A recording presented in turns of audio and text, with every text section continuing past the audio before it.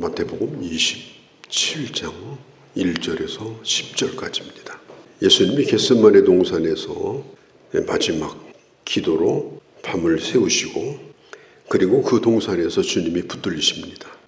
밤새도록 신문을 봤는데 전직 제사장인 안나스의 집에서 또 현직 제사장인 가야바의 집을 드나들며 주님이 신문을 받습니다. 그렇게 하는 가운데 이제 날이 새고 새벽이 됩니다. 그날이 언제냐? 6월절 식사를 하실 때가 그때가 초저녁이었습니다. 그리고 식사로부터 시작해서 식사 후에 꽤 오랜 시간을 예수님이 말씀을 가르치십니다. 그것이 요한복음 14장, 15장, 16장, 17장의 말씀이에요. 이것은 예수님이 죽으시기 전에 제자들에게 최후로 하신 마지막 말씀이기 때문에 굉장히 중요한 말씀입니다. 신문을 당하시는 가운데 예수님의 수제자인 베드로가 예수님을 3번 부인하는 일이 일어납니다. 마지막으로 베드로가 주님을 부인했을 때 그때가 바로 닭이 울 때였으니까 새벽에 동이 터올 때입니다. 그때 베드로는 회개하고 캄캄한 어둠 속에서 회개하고 아침을 맞습니다. 이게 중요한 거예요. 우리 인생에는 잊어버리고 싶은 아주 처참한 그런 일들이 있을 수가 있습니다. 내가 생각지도 않았는데 내가 그런 사람이라고 상상해 본 적도 없는데 부끄러운 그런 어두운 밤이 있을 수가 있어요. 그런데 그 밤이 그걸로 끝나면 안 됩니다. 베드로처럼 날이 새기 전에 말씀을 생각하고 돌이키는 사람은 그 아침을 맞을 수가 있어요. 베드로는 그렇게 그 이튿날 이제 하루를 시작합니다. 그때가 언젠가 하면 그 날이 밝을 때가 유대인들 달력으로 1월달이 니산월 15일입니다. 그러니까 14일 날 저녁이 6월절 식사를 했다면 15일 날은 그날이 첫날이 6월절이에요. 그리고 6월절을 지나고 일주일 동안 누룩이 없는 떡을 먹는다고 해서 그 일주일을 뭐라고 부르느냐? 무교절이라고 불러요. 그래서 총 8일 동안이 무교절 혹은 6월절 이렇게 지나게 되는데 이제 무교절 첫날 아침이 밝은 겁니다. 그게 이제 1절의 시작이에요. 날이 밝고 사형 판결을 내렸던 대제사장들이 산헤드린 공회원들이 예수님을 죽이기로 작정했어요. 그런데 예수님을 죽이는 집행을 할 수가 없습니다.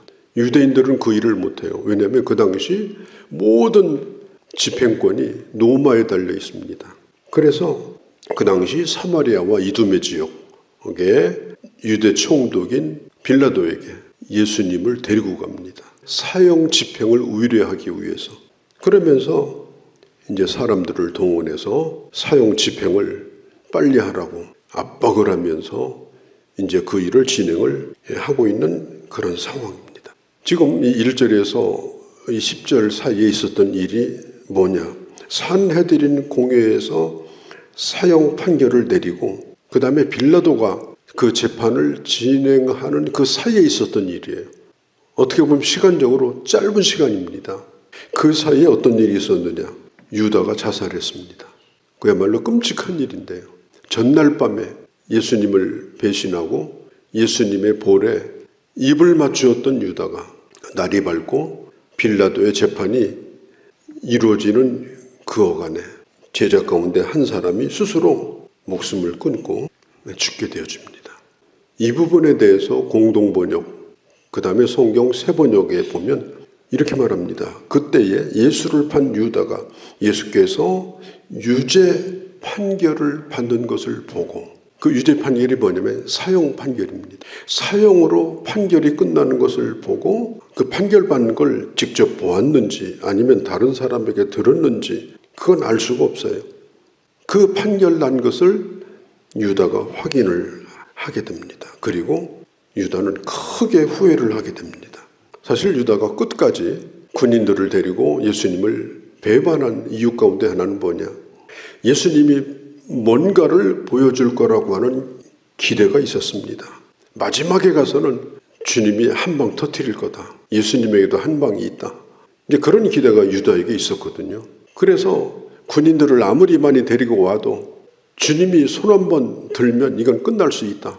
그런 기대가 유다에게 있었고 그런 능력을 유다는 사실 발휘했습니다. 그렇게 해야 혁명이 일어나는 겁니다. 그렇게 해야 예수님이 왕이 되는 겁니다. 그런데 유다가 목격한 것은 끔찍한 일이었어요. 그 자리에서 붙들렸습니다. 아주 무기력하게 붙들려가지고 재판장으로 끌려가서 결국은 사형 판결을 받게 되어집니다. 유다가 왜 예수님을 배반했는지 정확한 이유는 성경에 나와 있지 않아요. 이거다 이렇게 말할 수는 없어요. 분명한 것은 누가 유다에게 예수님 배신하라 이런 얘기를 한 적이 없어요. 누가 제자들이 밥 먹다가 몰래 모여 앉아가지고 네가 배신해라 이런 얘기를 한 적도 없고 들은 적도 없어요. 유다 혼자 그냥 꽁꽁이 속으로 생각을 한 거예요. 이게 사람이 말이죠. 이게 혼자 앉아서 뭘 생각하느냐 이게 굉장히 중요한 겁니다. 우리가 신앙생활하고 또 사회생활하고 가정생활을 하면서 그냥 앉아가지고 엉뚱한 생각하고 앉아있고 그 생각에 그냥 붙들려가지고 살아간다면요. 나중에는 별로 좋은 결과가 없어요. 참 안타까운 것은 누구도 유다를 등 떠민 일이 없었어요. 자기가 혼자 꾸미고 혼자 생각하고 혼자 상상하고 혼자 결정하고 그리고 혼자 죽은 거예요. 자, 우리가 앞에서 얘기했던 이 베드로 같은 경우는 심지어 예수님을 3번 부인했습니다. 나중에 3번째로 예수님 부인할 때는 쌍욕을 하고 부인했습니다. 내가 예수를 알면 사람도 아니라 그런 식으로 예수님을 부인했어요. 저주까지 했습니다. 그런데도 베드로는 슬퍼하면서 회개하고 돌이켰습니다. 오늘 성경에 있는 대로 그런 유다도 자기가 잘못한 것을 알았고 일도 잘못됐다는 걸 알았습니다.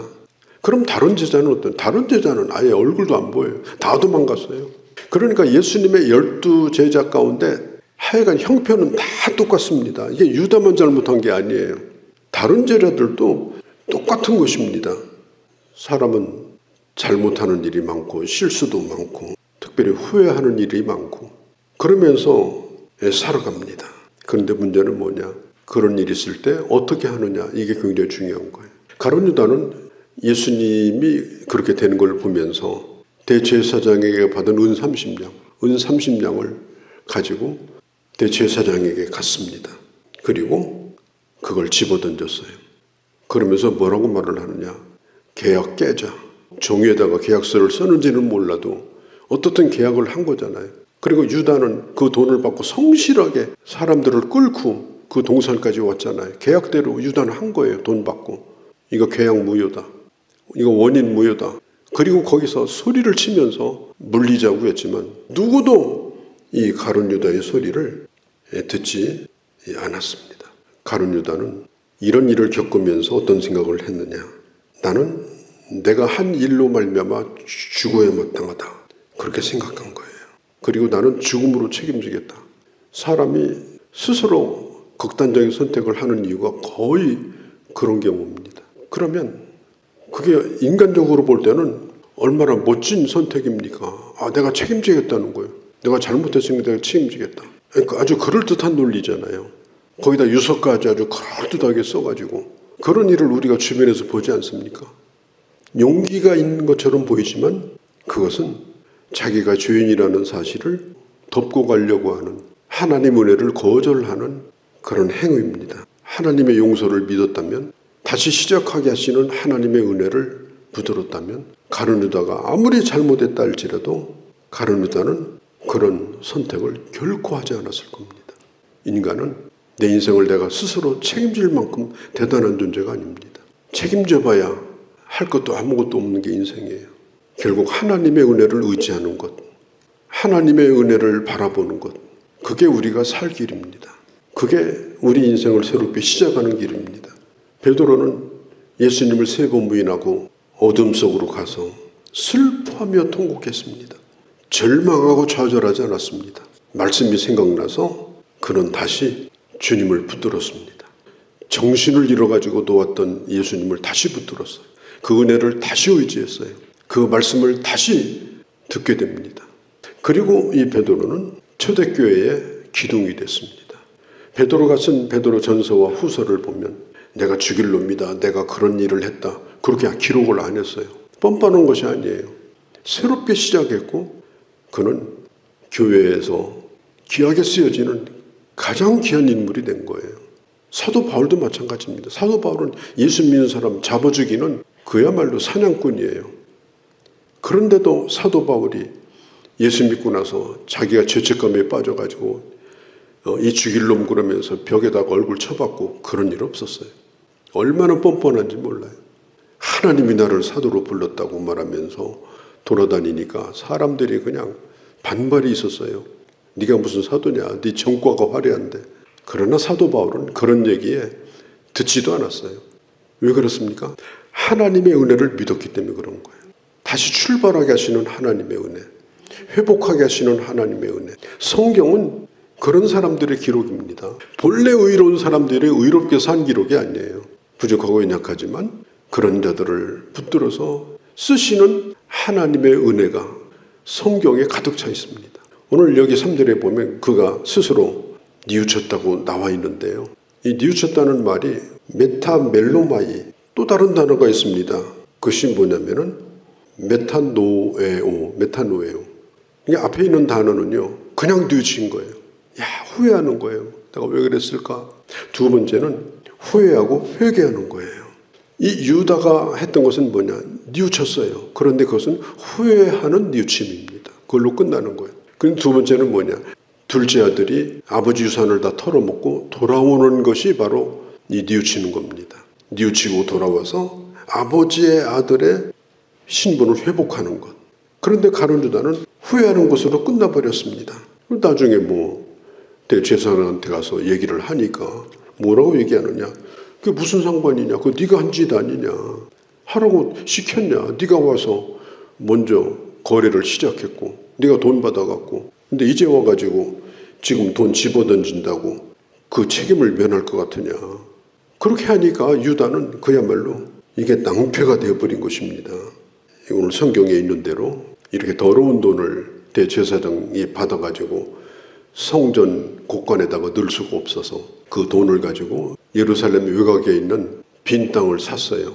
왜 샀느냐? 무연고자 묘지로 이름 없는 사람들의 묘를 쓸 수 있는 공동묘지 땅으로 샀는데 거기 첫 번째 입주한 사람이 누구냐? 유다예요. 그 땅을 벌겋게 물들이고 죽었습니다. 그 땅의 이름이 피밭이라고 불려졌습니다. 베드로는 사도행전 1장에 보면 유다에 대해서 이런저런 얘기는 하지 않고 그는 제갈 곳으로 갔다. 그러니까 유다 대신에 다른 제자를 뽑자. 그리고 다른 제자를 채워가지고 12제자로 초대교회가 시작이 다시 됐고 그 교회의 이름 속에는 유다는 빠져버렸습니다. 난 여러분들에게 부탁합니다. 우리 모두가 주님에게 부름받고 하나님 나라의 생명책에 기록되고 그 다음에 하나님의 교회 일원으로서 우리가 이렇게 함께하고 있는데 우리의 이름이 끝까지 우리 하나님 앞에 지워지지 아니하고 그러나 나중에 정말 빛나는 이름으로 하나님 앞에 끝까지 남을 수 있는 그런 하나님의 사람으로 우리 남은 생애를 살아가는 귀한 주의 자녀들이 다 되어주기를 주의 이름으로 축원합니다. 거룩하신 우리 아버지, 주의 말씀을 들었습니다. 가룟 유다를 생각하면 참 이루 말할 수 없는 많은 생각들이 우리에게 있습니다. 왜냐하면 그의 연약함이 우리에게도 있기 때문이고 그의 후회가 우리에게도 있기 때문입니다. 그러나 저희들은 언제나 주의 은혜를 바라보고 주의 회복하심을 바라보고 내가 책임지는 것이 아니라 주께 의탁하고 그리고 언제나 다시 시작하며 언제나 다시 일어서고 끝까지 주님을 붙들고 믿음으로 승리하는 그런 저희가 되게 하여 주시옵소서. 우리 주 예수님의 이름으로 기도하옵나이다. 아멘.